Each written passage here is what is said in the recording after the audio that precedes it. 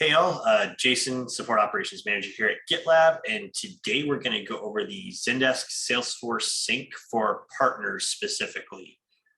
It's one of the three sync mechanisms we got in place. We've got the one for the main instance, one for the federal instance, and this one we call partners, even though it also syncs to the main instance. The reason for that is partners are slightly different in how they sync, so it ended up being easier just to kind of split it off into its own thing. There's a future where we might incorporate it back into the main sync script, but as both get more and more complex over time, it seems more like they'll just be three different entities. So yeah, let me share my screen and we will get started. Cool.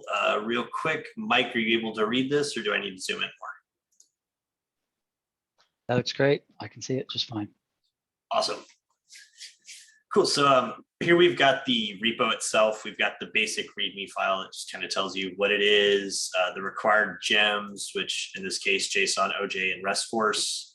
I'll go over those a bit with the gem file, a file tree that shows all the different files, and then the SOQL query that is used. And again, I'll go over that more when we get to it in the Salesforce file. But the big way that this works is through this GitLab CI file. One thing you'll definitely learn from this video is I'm not original on naming, so everything has pretty bland names. The stages are gather data, compare, and sync.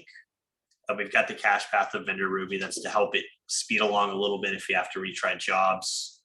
The before script, I have it output the Ruby version, useful for debugging purposes, especially if the Ruby image being used from Docker updates for whatever reason. This is super useful just to kind of let you know, yeah, the instance says it's this version, and then I can check the gem file and other things and say, right, but I built it with this, so there's a problem.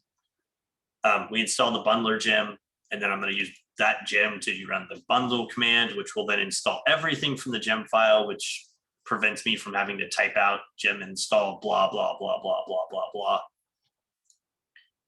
The gathered data stage basically has two different parts. It has the pre-sync Zendesk org report and the pre-sync SF org report. They both run only via schedules. The Zendesk org report will gather the Zendesk organizations. The Salesforce one will gather Salesforce accounts. And they'll both generate artifacts that expire in 4 hours. The Zendesk one generates Zendesk.json, which will just have all the partner organizations in it, or more specifically, all organizations in it, since there's not a great search term for that. The Salesforce will generate two different artifacts. We've got Salesforce.json, which will contain all our syncable Salesforce organizations that are partners. And then Salesforce problems.json, which will contain any problems that the gather stage found that would prevent syncing. The big one would be duplicate names, since it's like, I can't figure out which one's the real org. The compare stage is the pre-sync org comparison report is the job. It needs these two previous gather data stage jobs. That way it can run, since it's using the artifact files, namely the Zendesk.json and the Salesforce.json. Runs only via schedule. It runs the compare organizations, and it'll create two different artifacts, creates and updates.json, which will contain information about what orgs to create and what orgs to update. And then the final stage is sync. That has the sync organizations job that requires the comparison job finished. And all that's going to do is run the sync organizations. No artifact files required at that point.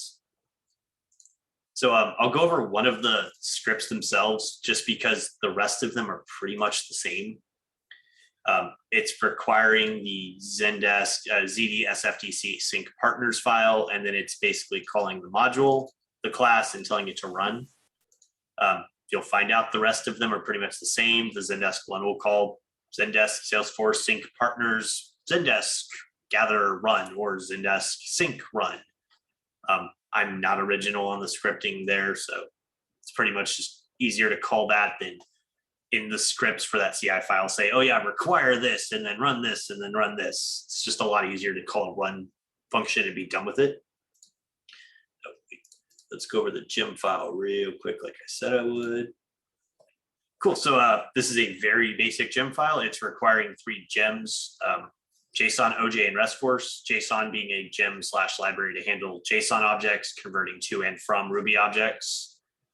OJ is a nice gem that I like to use. It takes HTTP headers and requests and stuff like that, and makes them into Ruby objects so they're easy to work with. And then RESTforce is the official Salesforce gem to interact with the Salesforce API.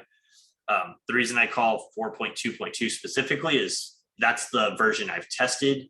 Newer versions might change API endpoints or syntax or stuff like that and haven't been tested yet. So specifically, I know with the Ruby version we built this with and the RESTforce 4.2.2, everything works like it should. As we update, as we look at the newer gems, we'll update this accordingly. All right, so the Zendesk or ZD-SFDC sync partners.rb file, which is the main file you saw the script requiring. It's going to declare the module Zendesk Salesforce sync partners. Prepare to hear me say that statement a lot. And it's going to require bundler setup. And then the bundler is, I'm going to call bundler to require default, which is a fancy way of saying I'm requiring the bundler gem and then telling bundler to read the gem file and require everything else I need. This particular script only has 3 gems, so I could have said require JSON, require OJ, require RESTforce. But when you start building up your scripts and you get to where it's like, oh, there's like 30 gems I'm using, it'd be really annoying to type out require that many times. So this is a nice little shortcut that just says, right, require everything you've already installed. And then from there, I'm requiring relative to call the client file. So the client file would be the next thing to go over. And once again, I'm declaring the modules Zendesk Salesforce sync partners, and then I'm declaring a class called clients. Here I'm requiring a compare Salesforce and Zendesk scripts, which we'll go over in a bit. I declare a function called retry options. It just contains a hash that has basically options for telling Faraday how to handle certain failures. In this case, connection failed and timeout error. And what this is saying is you're allowed 5 max retries. I want an interval at least of a second. I want some randomness of 0.5, so it'll tweak the interval a bit so it's not always the same. The back off period between failures is at least 2 seconds. Or is the back off factor is 2, meaning if you get the same error twice, make sure you wait a bit. But all this will be passed to Faraday to tell it how to handle errors. That way, when we get a timeout or a connection failed, we just don't abort the script. Instead, it'll say, cool, this is what I should do. I should retry. We declare a function Salesforce, which just has the Salesforce variable. If you've never seen this, the double pipe equal sign in Ruby, I love this because it basically says, right, set that variable to this unless it has a value already. It's nice so that I can call the Salesforce variable over and over and over again, and it doesn't make a bunch of RESTforce objects and instead says, right, make it the first time, but then just use the same object over and over and over again. I love that feature of Ruby. It's one of the things I use probably the most in scripting. But essentially, I'm calling the RESTforce gem, making a new object that uses the host, the username, password, client ID, client secret, security token. And then the API version is 41.0. That's what's been tested with 4.2.2 RESTforce. I believe Salesforce is actually up to 52.0, so I need to do some testing to see how the new versions differ and all that fun stuff. We've got the Zendesk function. This one's actually making a new Faraday object. It's using the Zendesk URL. And I'm passing those retry options into it to tell it how to handle retries. I'm setting the adapter to whatever the default adapter for Faraday is. I'm setting the content type in the headers to application JSON. Not as required for GET requests, but when we do like creates and updates, which we'll use like post and put, absolutely required because we're going to be sending off JSON and receiving JSON. So it's important to make sure that the content type knows what it's dealing with. And then I'm setting the basic auth to be a username/token and then the actual API token. As a fun fact, basic auth is being deprecated. I found that out when I coded this the other day. So eventually this will be updated to use the new method, which will pretty much be the same thing, just with whatever new official method to do basic authentication through Faraday requests. And then we've got this request function. This takes an HTTP method, URL, and parameters. Parameters are by default set to an empty hash, but this allows me to customize if needed.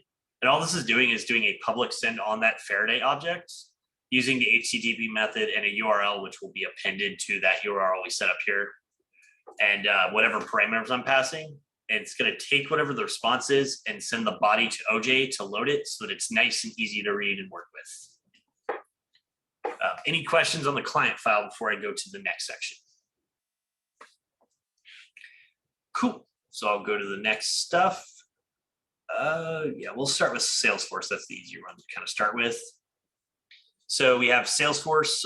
You notice I'm doing this less than client. That's basically Ruby for saying inherent what's already in client. It makes it so I don't have to say Zendesk Salesforce sync partners : client dot Salesforce. Instead, I can just say Salesforce. It's already inherited that. It makes it really easy to call to it. We've got this run function, which you saw referenced in the script. All this is doing, basically is doing everything this would actually do. So it's gathering the data, verifying it, reporting on it, and making our artifacts. Gather is just printing out that it's gathering the data. It calls the data function, and then it says it's done. And the data function is going to call that Salesforce object and run a query, and we're going to pass this query string we'll go over in a bit. It's going to map those results to account objects. We'll go over duplicates in a bit. So the query string, this is what we have here. It's SOQL, which is Salesforce Object Query Language. If you know SQL, you're going to notice it looks almost the exact same.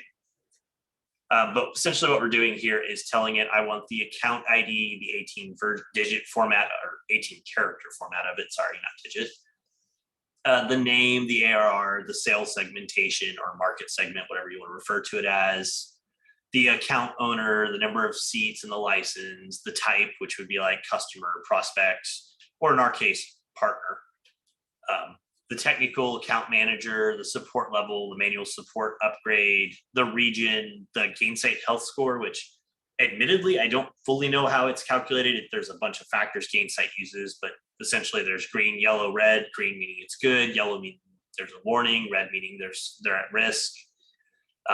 My understanding is that has something to do with likelihood to renewal, but I'd say look into Gainsight more to kind of understand how they're doing that. Next renewal date is a calculated field that basically looks at their license information and says, this is when they're supposed to renew next. Partner status, which is weird to say, is essentially a status that will either be they're active, they're former, they're unauthorized. Basically, it's telling us, while they may be a partner, what their actual status as a partner is. And we've got partner track, which will tell us what kind of partner they are. We're selecting all this from the account table or account object as it's referred to in Salesforce. And we have this where statement. We only want partners for the sync. We only want it when the status is authorized or former. And for partner tracks, we only sync open, select, and technology. Technology is an alliance partner. It's called technology, not sure why. I just accept that and move on with my life. So account object is basically going to generate this hash that will then be used to help compare it to Zendesk. It's kind of putting it in a format that will be easily comparable, which we'll see when we go over the Zendesk stuff. But it all starts with this check account, which on Maine and US Federal does considerably more. On this one, it pretty much just determines the type of account and sets the subscriptions to ultimate and the support level to ultimate, because we just default to ultimate for partners. Select are always ultimate, and open have their own stuff that changes the requester to their customer, at which point the customer's plan level is what we actually take into effect. And then alliance are always ultimate as well. The type pretty much is just looking at the partner track, and if it's select, it puts select partner. If open, it's open partner, or it says alliance partner. This is just putting it into the format that Zendesk expects it in, so it's easier to compare, and we don't have to worry about Zendesk saying, well, the API name is this, and Salesforce saying, right, but the pretty string humans want to see is this. So yeah, that's all that really does. And then we pretty much just, the name is the account name, Salesforce ID is the account Salesforce, the account ID 18. For the short ID, I just literally take the first 15 characters, which is the short ID is just the first 15 characters of the 18 character one. For support level, I called out first just in case they have they have multiple support levels. That's something from Maine and Federal. It doesn't apply here, but I just kept the logic there for sake of simple scripting. Manual support upgrade is always set to false. It's not going to be true on a partner. Partners, we don't do priority prospect. They have to be authorized already, at which point they're not a prospect, they're a partner. For the Gainsight health score, I just set it to a string, which is If it's empty, we don't want to send nil because that's going to do weird things. We want to set it to an empty string. That's what Zendesk is going to expect when we pass that on later on. Yeah, that's where that comes from. I've got determine region here, which basically is just saying if it's blank, set it to an empty string. Otherwise, put it in this specific format, this org region name to a string .down case, which is just what Zendesk is going to expect a region to say. It doesn't expect it to say a mayor. It expects it to say org region a mayor. So the duplicates, which we saw up here, we've got this determine duplicates is what it sets the variable to. And determine duplicates is going to take all that Salesforce data we have, and it's going to group it by the name of the partner in down case. That way it's all lowercase, so it's easier to compare, because Zendesk is case sensitive, or is not case sensitive on naming. So Bob in all capital letters equals Bob in lowercase letters, and both of them are going to have the same name. And since names are unique in Zendesk, it will not work. So what we want to do is basically say, right, grab all the names that are the exact same, because we can't sync those. This select right here is basically saying, right, so of these group things, only grab the arrays that had a size bigger than 1, meaning there's 2 of them, 3 of them, 4 of them, 5 of them. We're doing flatten just to take this array of arrays and just make it basically one giant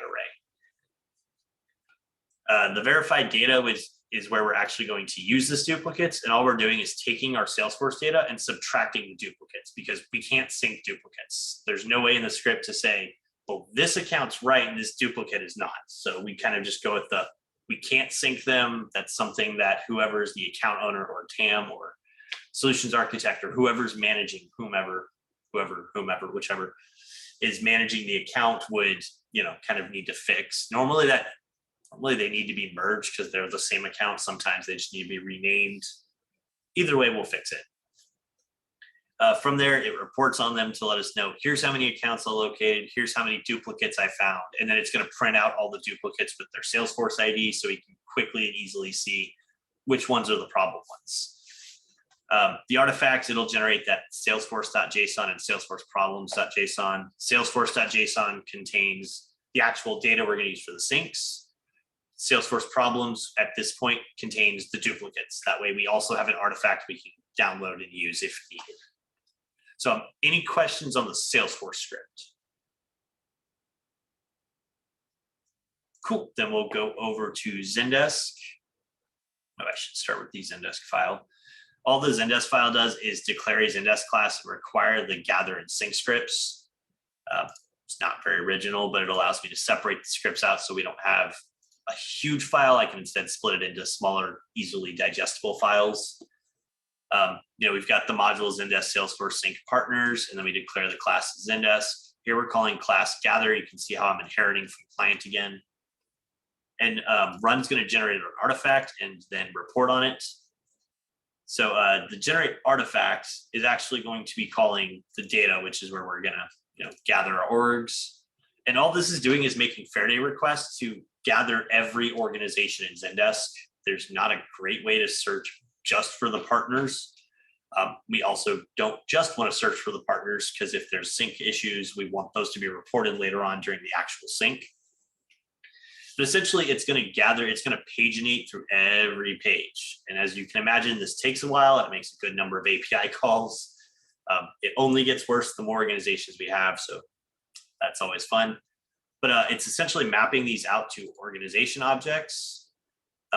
If there's not a next page in the object, it's going to break out and then just return orgs. It's a fun fact in Ruby, I don't have to say return orgs. By saying orgs is that last statement, it knows, hey, yeah, so return the last thing we actioned on. If I didn't have that there and I just did puts done, it would actually just return true, because it's like, right, I was able to run the command puts done.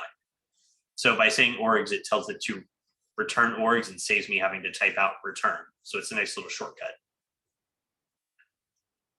Beyond that, the org object, you'll notice this looks very, very, very similar to what we just saw in Salesforce. That's because we want them to look the same so we can easily compare them. The only thing we really have here is we're grabbing the actual Zendesk ID and the tags. This will be used for In partners case, not a whole lot. In the main and federal, it's using it to determine if they have multiple subscriptions and stuff like that.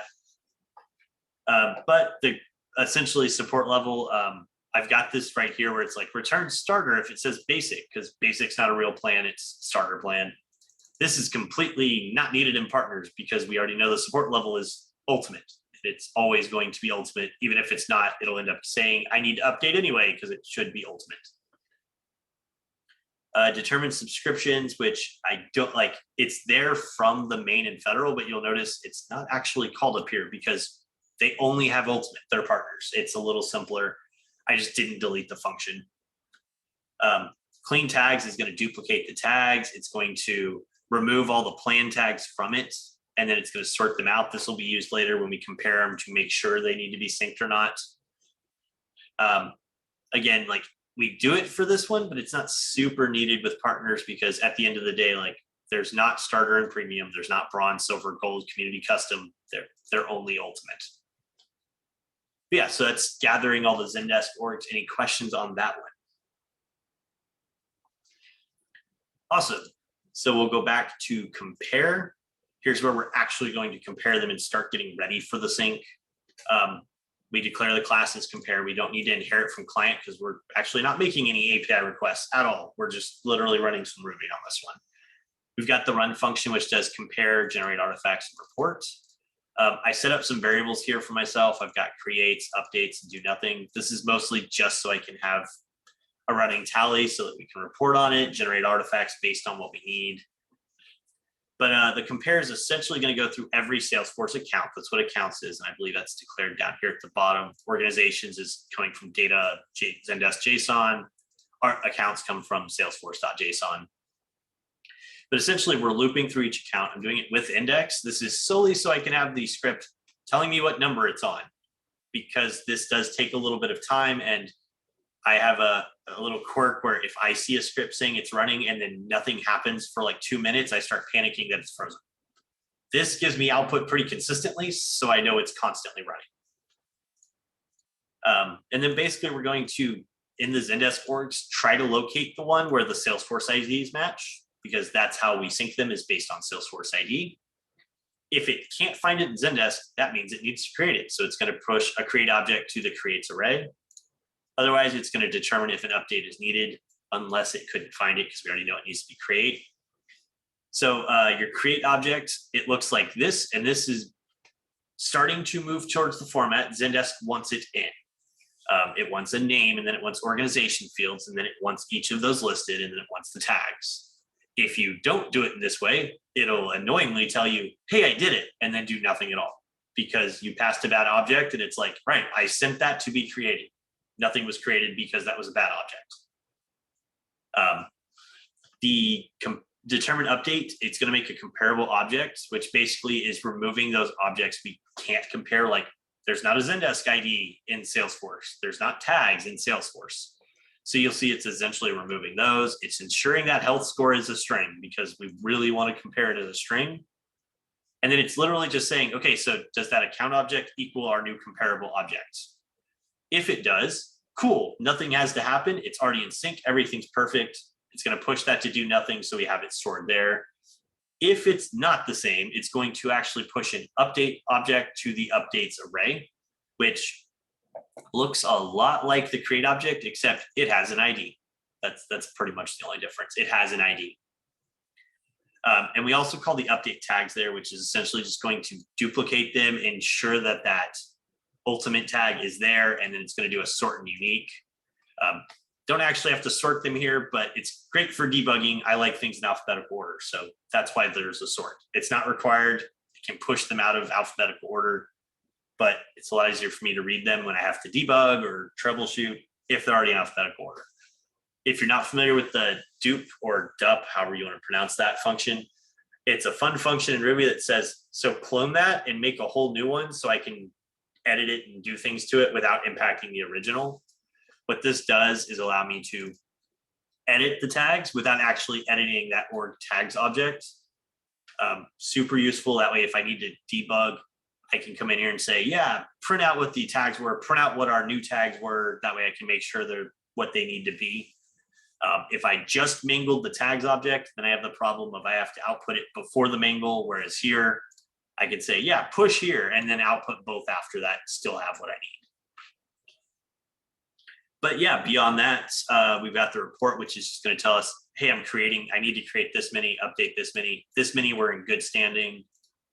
And then we'll generate the creates.json and updates.json from our creates and updates array. So any question on compare? Cool. So our final step of this is the sync script. So you'll notice here it's, class sync. I'm inheriting from client because I'm going to be making API calls to Zendesk. I've got my run function, which does this created, update errors, create orgs, sync orgs, and report. I shouldn't actually need these. This is actually duplicate coding that I could probably remove, but all I'm doing is creating these create, update, and errors objects. Created and updated are just the number 0. That way I can do a quick tally count based on successful. And then errors is an array. That way I can push a bunch of errors there. And at the end, have nice output that says, hey, I failed to do it because of these reasons. So create orgs is just going to go through that creates, which is, that creates.json we made. And it's going to do each with index. I like output. So there's output randomly telling me what number it's on. And it's going to create the org, which is just going to make a post request to organizations.json using a create object. If there's an error in the response, it'll put that into the errors array in an error string we can use later. This is the create object, which is the ultimate. This is exactly what Zendesk wants. It has to be in this format.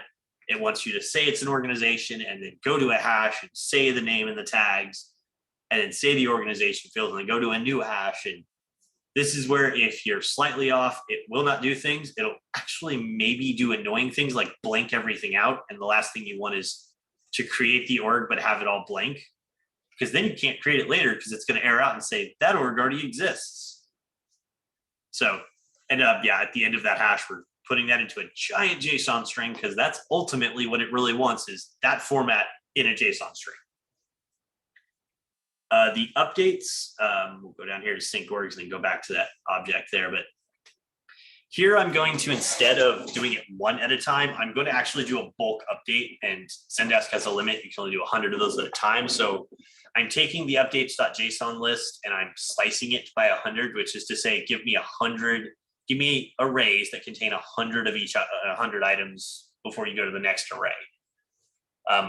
From this, essentially, I'm making this giant sync. I'm making this sync variable, which is going to have organizations, and then it's going to map all the orgs to the update object, which looks a lot like the create object, except it has an ID and tags, because we don't need tags on a newly created, but we do want to make sure they're updated on existing ones.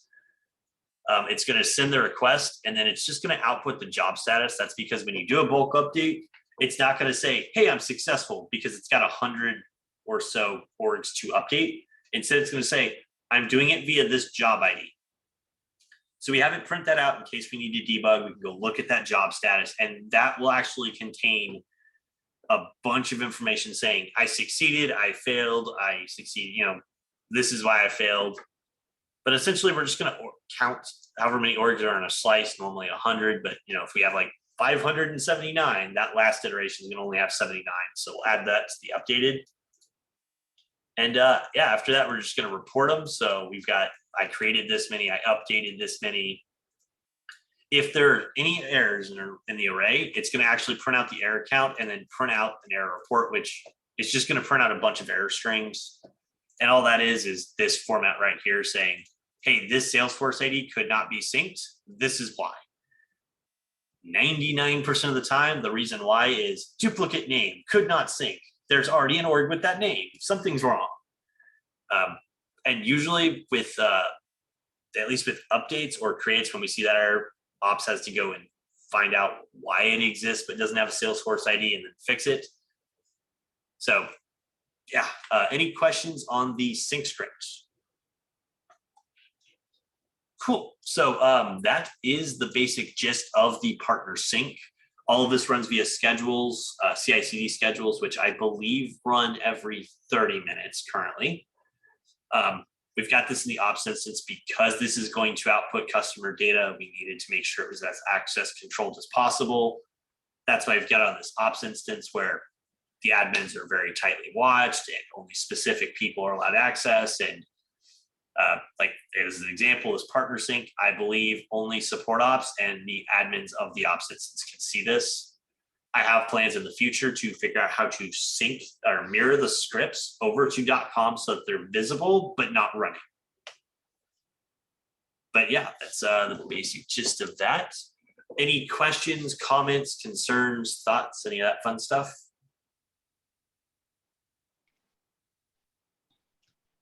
It all looks good to me. Thanks for putting that together, Jason. Oh yeah, no problem at all. Like I said, you saw how it's different enough that I don't want it in the main sync script. The main sync script is complex enough. That's why we kind of have it here because it's allowed to skip so much of the checks because it's always ultimate. It doesn't matter if Salesforce says, well, it's bronze. Doesn't matter. It's a partner. Partners are always ultimate. So that's why it's separate. I like that it's separate. This is my favorite one to work on because it requires very little thought to do. Right on. Any other questions, comments, thoughts?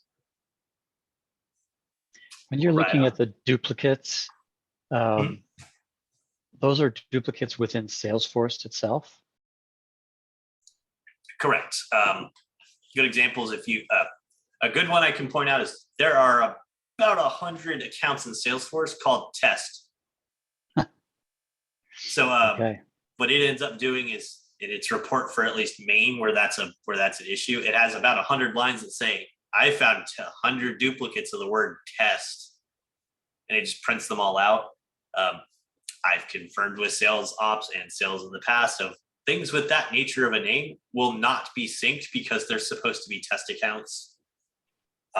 There could be a point in the future where there is a company called Test, and we have to fix that. At which point I'll basically be like, there's 99 of these you got to get rid of.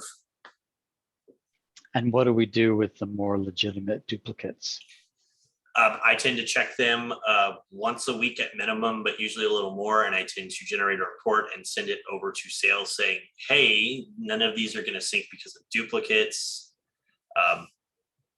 And let sales action on those as they have time and effort to do so. If it comes up in an actual ticket, like a ticket and somebody's like, hey, this didn't sync, they don't have SLA, what's going on? That's the point when I tend to go to Salesforce and make a chatter and say, hey, we have to fix this because there's a legitimate customer filing a ticket and it has now impacted their ability to receive support. And I know there's tooling they're trying to build in Salesforce to prevent the duplicate naming issue because it's not just Zendesk that has a problem with that. There's several other tools we use that do not like things having the same name. I assume you have something similar for synchronizing the contacts, people. Unfortunately, not in Global. Unfortunately, Global has over 300,000 contacts. So to get a list of contacts in Zendesk, last conservative effort, fastest I could get it to run, it took 6.5 hours. Unfortunately, we cannot run a CI/CD job for 6.5 hours, whether it be in ops or GitLab.com. We cannot do that. I am actively working with Zendesk. I've got a couple of feature requests of like, I'd love to be able to do this and not need 6 hours. I'd love to not have to iterate 100 contacts at a time. Federal has a contact sync. It does basically the same thing you just saw, but with contacts, with the caveat, and it's something I've addressed with like James and Federal, is at a certain point, we will hit that threshold of it's too many contacts, and we have to stop, which will then require some process changes. With Zendesk main, we were already past that threshold on like day one when the very first V1 of the script was made. It is something I've tried many times to find out a good way to do. I've got it down to about 6 hours, which is great considering the original I had was like 12.5 hours, but 6 hours is still way too long. That's why we have like the Zapier stuff in place to do that, like auto association stuff. That's why we have the official Zendesk Salesforce sync in Zendesk that integrates with Salesforce for when contacts are updated to add them, which works mostly. I say that because it does have errors every now and then, especially when it's like, I can't put this guy in 2 different organizations. And it's like, correct, you cannot. We do not have it set up to do that. But it does help at least eliminate some of that. Unfortunately, we do encounter cases where they're not in Salesforce, or it didn't sync them properly, or it couldn't associate. That's why we have a needs org queue. Okay. Thank you. That helps to understand it quite a bit. Yeah, no problem. Anybody else? Questions, comments? Or Mike, you can throw out another one if you want.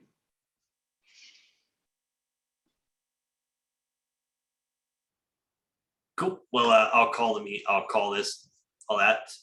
Appreciate you joining. I hope this was educational. I hope you learned something. If you ever have questions or want to talk about this, you can feel free to put something on my schedule, come to the ops channel, DM me. I'm always willing to talk about the sync scripts.